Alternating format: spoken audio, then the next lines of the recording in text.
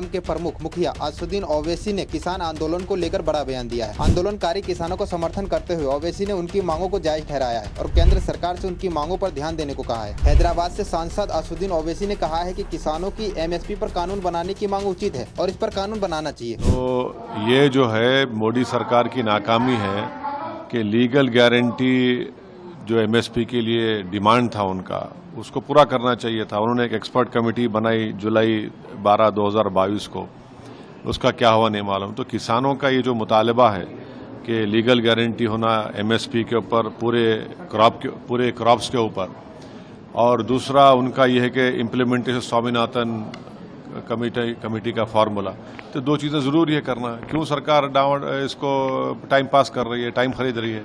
अब आप ऐसा रोक रहे हैं, ऐसा कोई एक फौज आने वाली है पड़ोस की देश से। अरे किसान है भाई, क्या होने वाला है? आप कीले लगा रहे हैं, रोड ब्लॉक्स कर रहे हैं, एक अजीब माहौल करके रख दिया आप।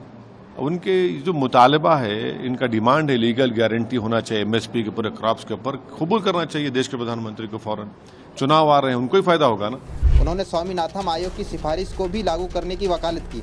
असदुद्दीन ओवैसी ने किसानों की एक और मांग का समर्थन किया। उन्होंने कहा कि किसान पर दर्ज किए गए मुकदमा को वापस लेना चाहिए, इसमें कोई बड़ी बात नहीं है। मुझे समझ में नहीं आ रहा है कि सरकार इसको इतना बड़ा इशू क्यों बना रही है, और उन पर प्लेट गन के इस्तेमाल का भी विरोध किया। उन्होंने कहा कि किसानों पर प्लेट गन का इस्तेमाल क्यों हो रहा है, जिस तरीके से प्लेट गन इस्तेमाल कर रहे हैं, किसानों को अंधा कर देंगे। ये लोग किसान हैं जो कि हर किसी को खाना खिलाते हैं, फिर इन पर इतना जुल्म क्यों? एमएसपी पर गारंटी कानून समेत कई अन्य मांगों को लेकर किसान पिछले कई दिनों से आंदोलन कर रहे हैं। बॉर्डर से तमाम तरीके की फुटेज आती है, लेकिन आप क्या सोचते हैं? किसानों की मांग जायज है? क्योंकि कुछ लोग कहते हैं कि किसानों की जो मांग है वो जायज नहीं है, उसे पूरा ही नहीं किया जा सकता। अगर उसे पूरा करेंगे तो देश का खजाना ही खाली हो जाएगा। तो आप इस पर क्या सोचते हैं? कमेंट बॉक्स में जरूर बताएं और ऐसे तमाम खबरों के लिए देखते रहिए चेतना मंच। बहुत बहुत धन्यवाद।